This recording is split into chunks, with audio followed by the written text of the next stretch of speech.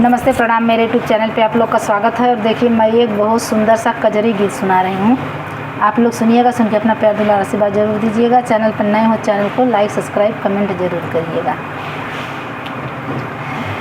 सोवत गौरा के शिवाजी जगा मैं चला चला गौरा गंगाया स्नान माना। सोवत गौरा के शिवाजी जगा मैं चला गौरा गंगाया स्नान माना। कैसे के चली स्वामी गंगाया स्नान मां, कैसे के चली स्वामी गंगाया स्नान मां। मोरे गोदी गणपत लाला माना। कैसे के चली स्वामी गंगाया स्नान मां, मोरे गोदी गणपत लाला माना। छोड़ी दे तू गौरा हो गणपत लाला नामा। छोड़ी दे तू गौरा गणपत लाला नामा।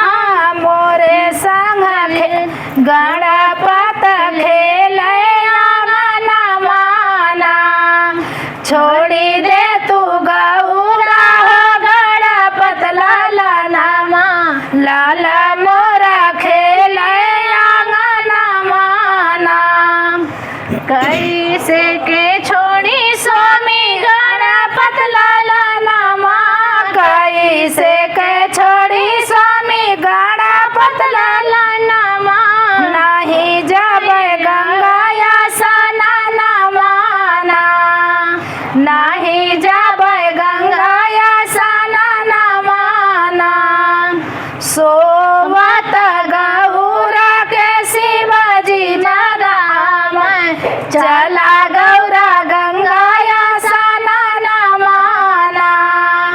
सोवत गौरा के शिवाजी जगा मैं चला गौरा गंगाया स्नान माना।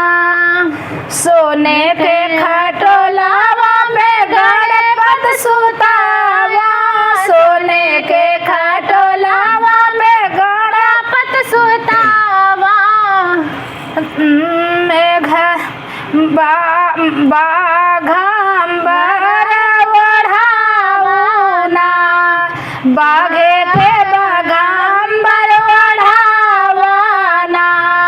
नदी बैठी के रक्षा करी है। चला गौरा गंगाया स्नान माना।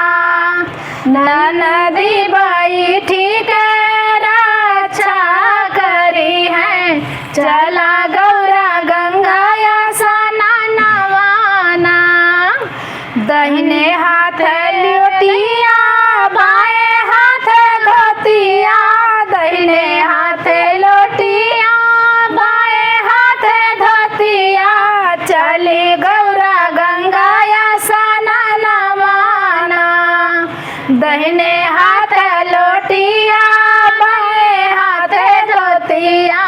चली गौरा गंगाया स्नान माना। गंगा बीच डुबकी लगावे लाला नवा।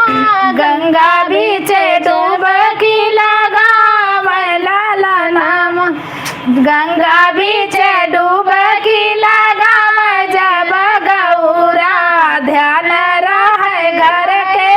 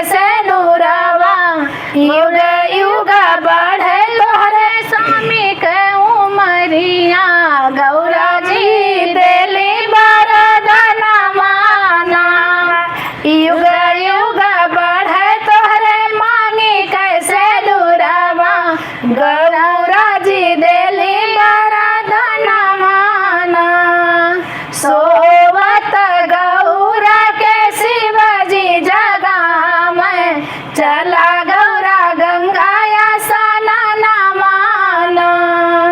कैसा लगा मेरा ये गीत आप लोग सुनिएगा, सुन के लाइक सब्सक्राइब कमेंट जरूर करिए। बहुत सुंदर कजरी गीत है।